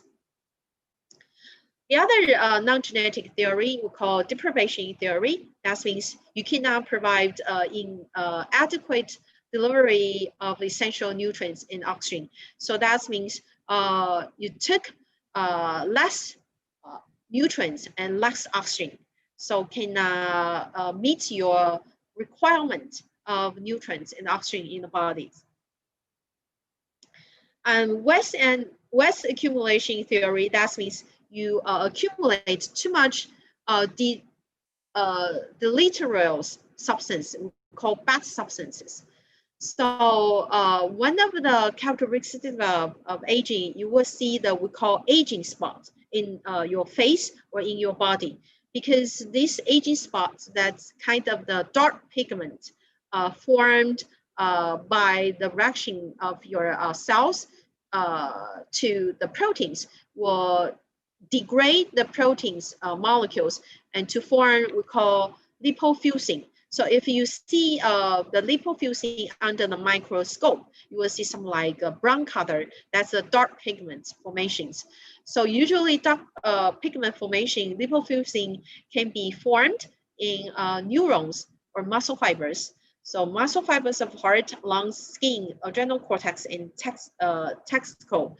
But you only see the lipofuscin, or we call aging spot, in your skin, but you cannot see the aging spot in other organs that you cannot visualize, but only you can visualize on your skin. And some of the substance we call chelator. So those chelator can chelate the waste in your body and can get rid out your waste in your body. For example, acetylcarnitine, we call ALC, That's the structure of ALC, and also carnosine. It's kind of a dipeptide. You can see two amino acids connected together. One is alanine, the other one is histidine. So this small peptide, dipeptide carnosine, and also acetylcarnitine, those can be chelate ionic metals, or to remove we call aging spot. That's the lipofuscin. That's kind of a dark pigment from your body. So those chelator can, flushing the toxin in your body. And cross-linkage theory, that means glucose can be cross-linked with the proteins. This reaction we call Miller reaction. And this Miller reaction is kind of a non-enzymatic glycosylation. So if you do have excessive glucose in the blood, especially simple sugar, for example, glucose, they can react with your proteins and to get the bad end products and accumulated in your body. And this bad end product can bind to DNA and cause a DNA damage or cause a DNA mutation, or cause a cancer or other DNA mutation or diseases. And also, these end products can bind to other proteins existing in eyes, will cause a cataract, or binds to the protein in your heart, will cause the dysfunction of the heart, will cause cardiac enlargement. That means enlarge the size of the heart, and also cause the hardening of the collagen, because they can break down or cause the harden of the collagen in nearby the blood vessels or under the skin. So it causes less flexibility. And also, if the end product can bind with the protein in the kidney, so it will cause a kidney dysfunction.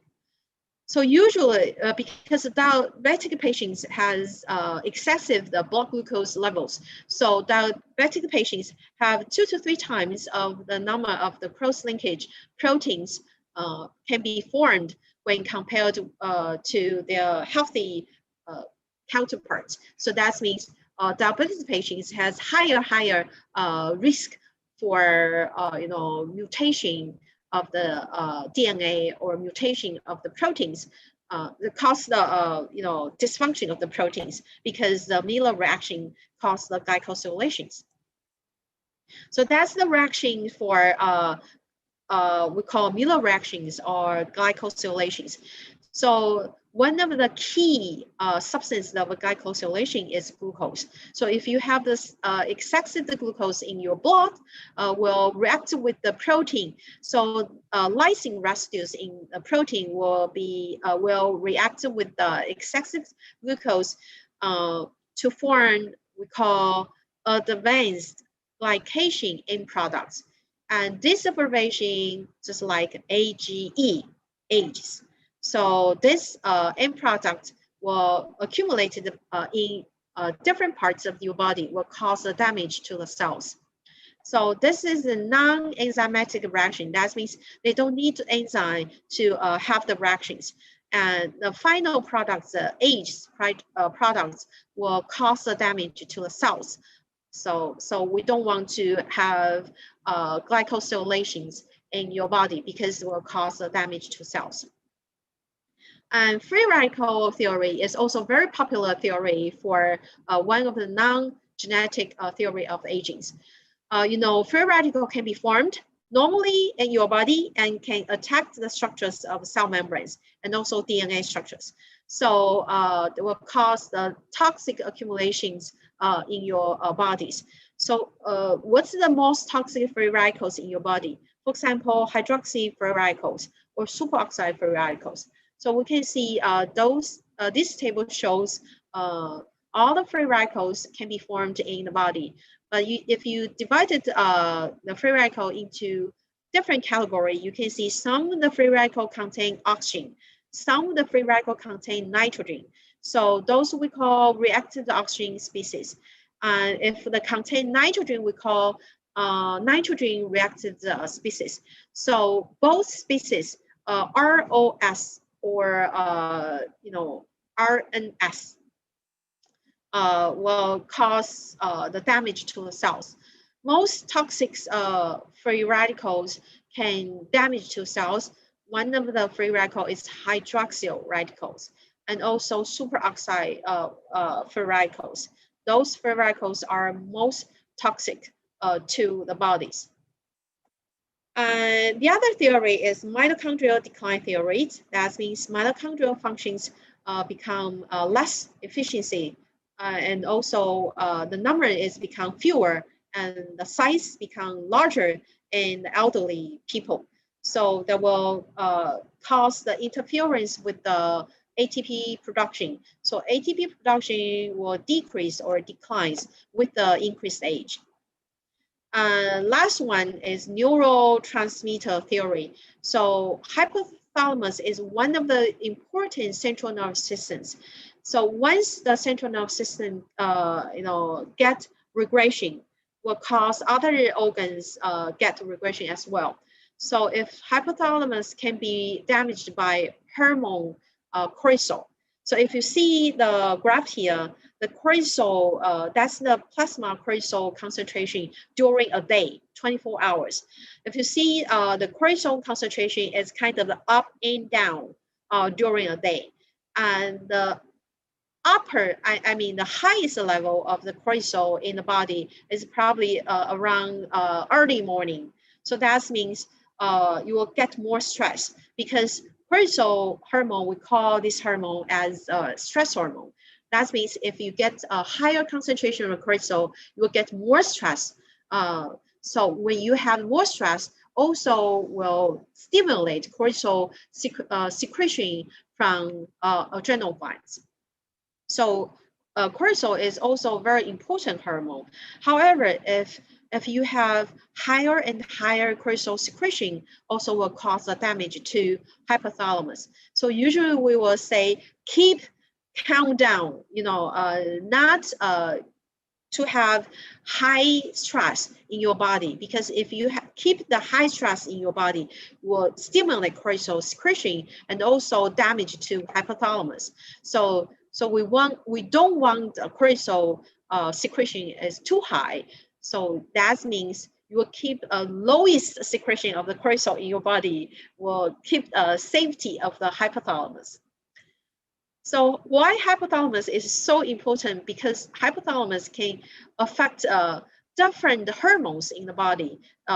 You can see hormones, prolactin, or some hormone related to reproductive functions, thyroid stimulating hormone, or hormone related to some of the adrenal cortex functions, and hormone related to growth also are derived or produced by hypothalamus. So hypothalamus can control many hormones reactions or many hormones functions in the body. So once that hypothalamus is damaged, will cause will affect many hormones in the body. So we'll keep hypothalamus as safe as you can.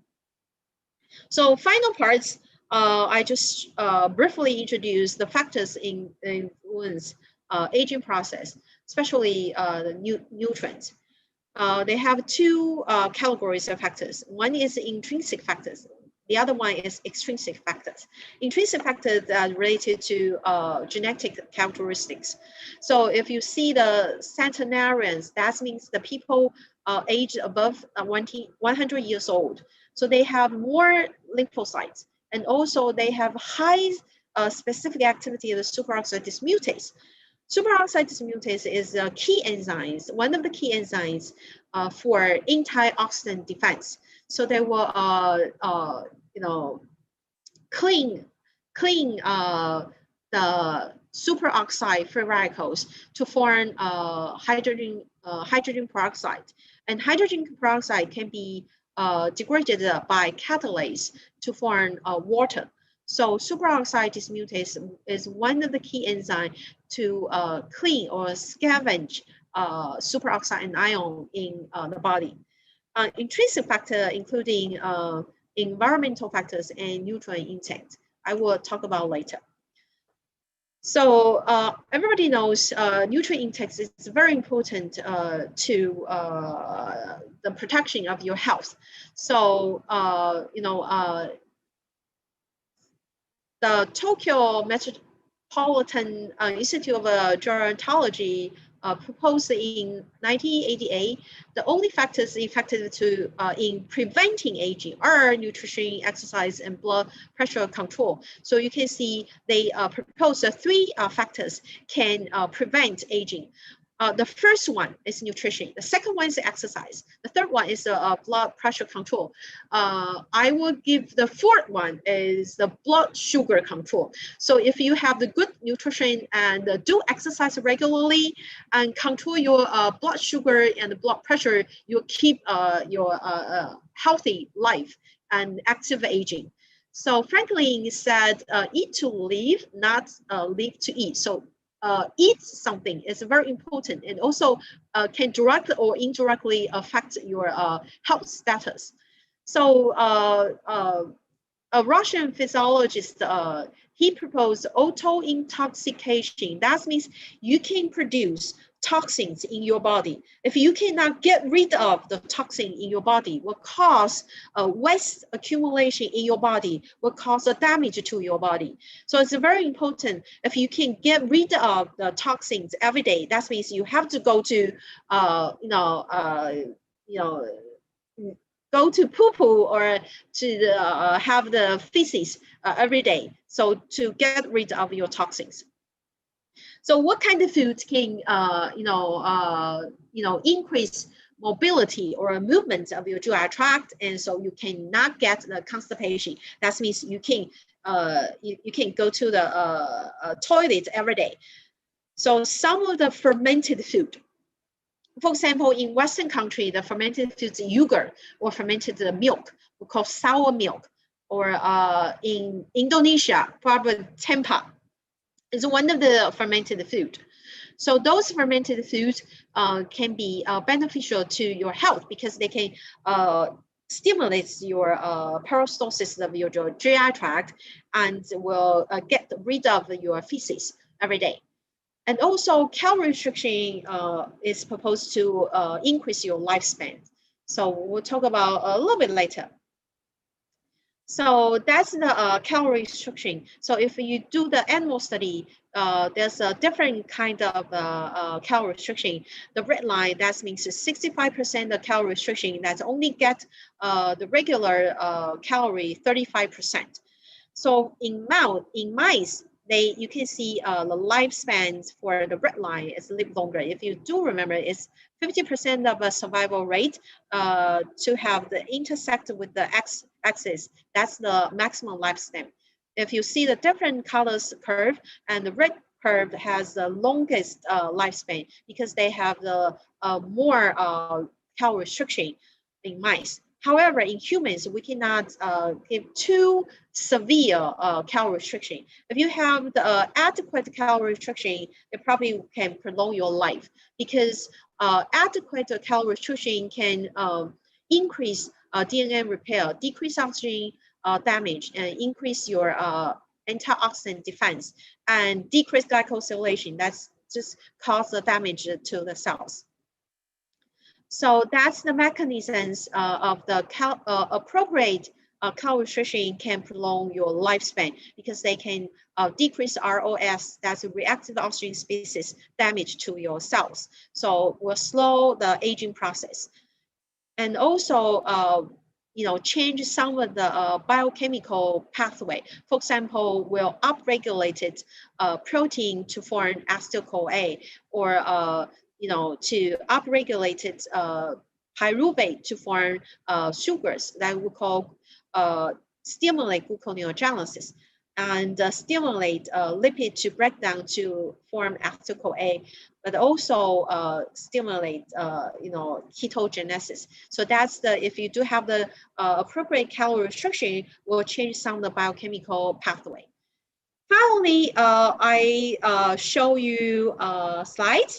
That slide shows this one, the salesman say, I can assure you this is the finest anti-aging formula money can buy, because I should know this because I have selling it for over 150 years old, 150 years. So that means this salmons already live more than 150 years. So he knows that's the anti-aging formula money can buy.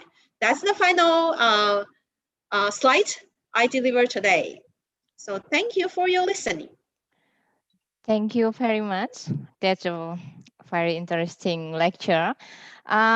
Maybe we have one question from Faki. Can you directly asking to Professor? Yeah. Faki?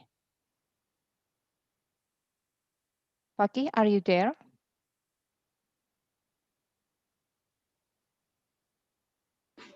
Yes, Miss. Yeah, okay, Faki, you can directly asking to Professor Chen. Why you so dark? Yeah, I'm listening.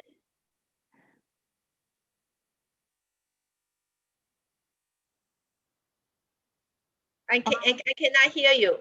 Did you Yeah. turn on the microphone? Turn on your microphone, please, Faki. Or maybe Naili first? Naili? Or maybe Keisha. Yeah, okay, Faki. Yeah.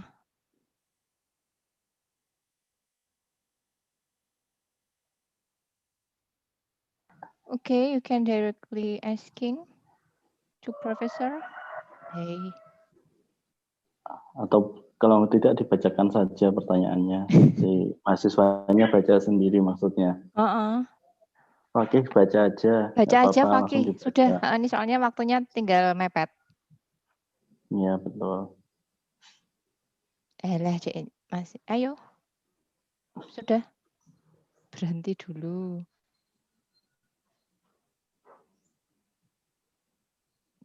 Oke. Atau Keisha dulu. Sudah siap? You can speak Indonesia. Yeah. Keisha? Itu kan ada Keisha, ada Naili. Kalian pada di mana sih? Saya dulu nggak apa-apa, Bu. Ya, wes, oke. Silahkan, sebutkan nama. Excuse me, Prof. Chen. My name is Naili Fatia. I want to ask you, I found information on a web that often consuming high protein food can accelerate premature aging. Is that true? If true, how is the mechanism? Thank you. High protein. So your question is high protein is damage to the cells and the mechanism, right? Yes, right. High protein. High protein. I would say, we have something like appropriate amount of protein we suggested in a daily life. So usually we will use the percentage of total calorie. Usually 15 to 20% of protein provided for total calorie, we say probably appropriate for the elderly.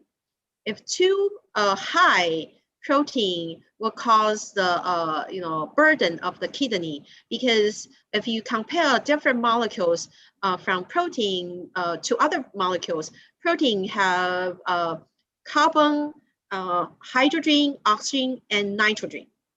So protein consists of 4 different elements in their structure. If you see the fat and lipids or carbohydrate, they only have carbon, oxygen, hydrogen, but they don't have nitrogen as protein has. So when the body, handle or to metabolize nitrogen in the body is more, to do more effort, because when nitrogen can be metabolized to other forms of compounds, nitrogen-containing compounds in the body. And some of the nitrogen-containing compounds are toxic to the body. So usually we will excrete those toxic nitrogen containing compounds from the body through the kidney. So usually if you take too high amount of the protein, will increase the loading of the kidney to excrete the toxic nitrogen containing compound from the body. So especially for the elderly, every organ's functions are impaired compared with those functions in young people. So if you take too much protein or too high protein, will probably will not only increase the burden of the kidney, also if the kidney function cannot completely excrete those toxic nitrogen containing compounds, those nitrogen containing compounds will accumulate in your body, will cause toxic to your cells. Okay, so that means kind of the waste accumulation theory. If you take too much proteins, or those nitrogen containing compounds will be accumulated in your body, will cause the waste accumulation. Okay. Okay, Naili. Did you understand? Ya. Jadi karena memang adanya beban dari ginjal yang berlebihan. Gitu. Nanti akan saya terangkan lagi ini. Silakan Fakih. Mumpung masih ada waktu. One question more, please, Professor. One question. I can ask a question. Yes. Pertanyaannya, ini langsung bertanya atau nanti? Ya, langsung. Waktunya sudah habis. Silahkan. Kamu kan tadi nulis pakai bahasa Inggris, langsung dibacakan aja nggak apa-apa.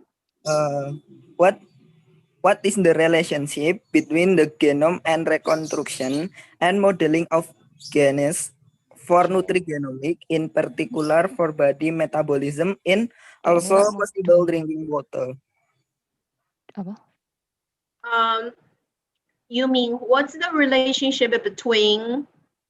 Yes, metabolism for metabolic syndrome. Yes, from nutrition intake. From nutrition intake. Yes. So I mean the relationship between nutrient intake and metabolism, right? What is your question, right? Or nutrient intake, the association between nutrient intake and metabolic syndrome or metabolism.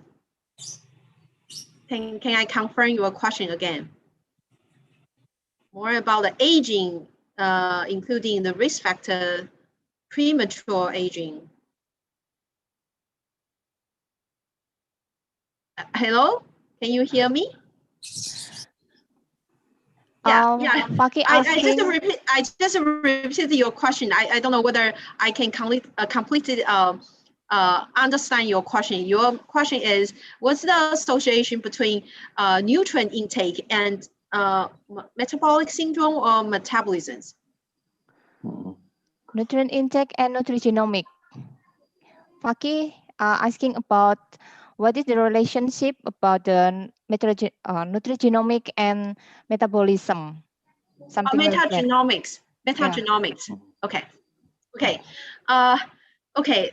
Some of the genes located in DNA are related to our metabolic pathways.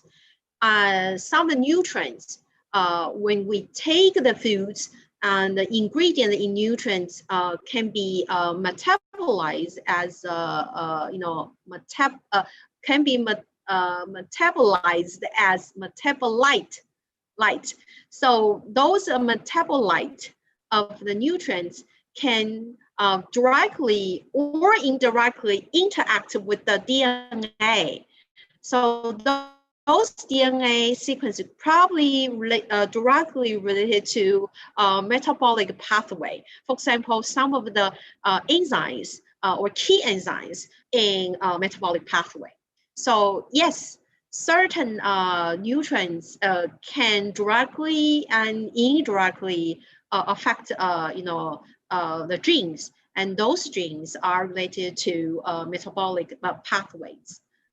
So, for example, we call vitamin D, some of the fat soluble vitamins, A, D, E, K. So those fat soluble vitamins, especially vitamin D and vitamin E or vitamin A, are the most candidates to direct or indirectly affect DNA. So sometimes they can direct interact with the DNA per se, or their metabolite can direct or indirect interact with the DNA. Or some of the small molecules nutrients. For example, some of the fatty acids. So some of the omega-3 fatty acids also can be candidates to interact with the DNA. And those DNA can be, related to some of the enzymes in most important metabolic pathways. Yes. Understand my answer? Yes, I understand. Thank you, Prof. Jen. Maybe I can deliver to students. Well, because the time is over, I think it's in Taiwan at the 12 o'clock. And yes. yeah, you have another schedule. Nice to meet you. Yeah, we came the end session. I would like to say thank you again for Prof. Jen Chao, Ph.D. from Taipei Medical University, and sure enough to students for your active participation. Hopefully this virtual lecture beneficially for everybody. And I think I have 2 questions from students. Maybe I will send you by email. Okay, thank you, Prof. Jen. Maybe I deliver via email. Before we leave, I want to take picture again. Sure. Yeah, I want to take a picture again. I'll keep my smile. Yeah, big smile, please. The students to on your camera, so I can take your picture again. Wow, it's so many students.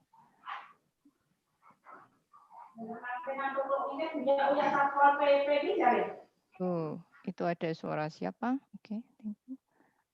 Ya, thank you.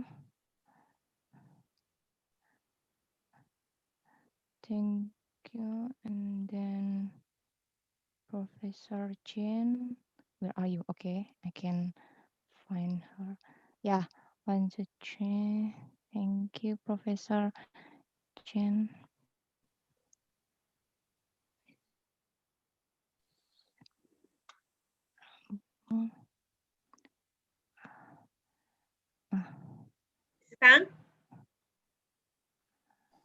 Okay.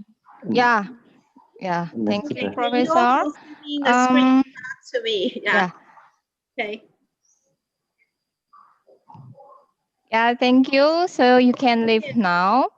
Thank you. And thank you for joining us today, and have a great rest for your day. Okay, thank you. Have a nice day for everybody. Have a nice day, Prof. Thank you for your presentation, Prof. Jen. Thank you for your presentation. Thank you, Prof. Thank you. Bye. Bye. Bye. Bye.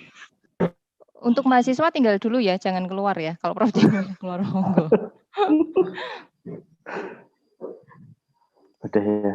Ya, sudah. Ya, sebentar. Prof Jen-nya udah keluar kan ini. Mahasiswa jangan keluar dulu. Aduh. Terima kasih ya Bu Desi ya. Saya juga boleh kan live? Boleh Pak Arif. Terima kasih Pak Arif atas bantuannya.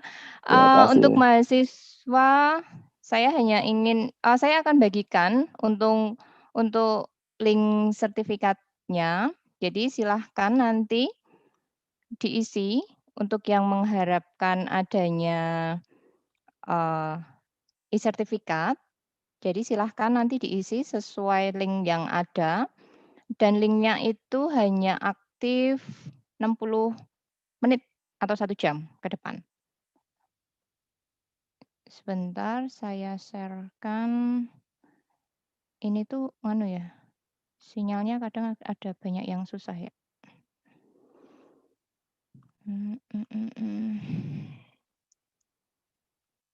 Yang belakang. Ya.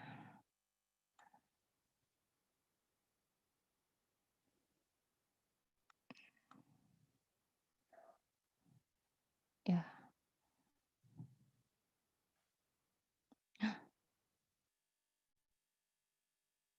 Okay, this is certificate. You can please write your email address correctly. The certificate will be sent to your email address. The link is active for only 60 minutes after this virtual lecture is over.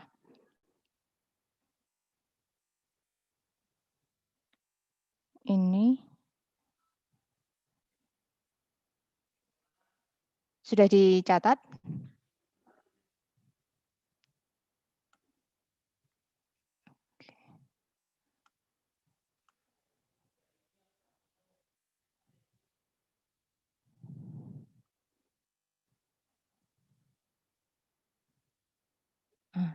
Itu bisa diklik di chat, bagian chat menu.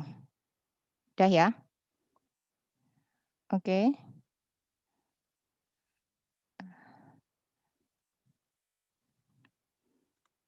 Baik.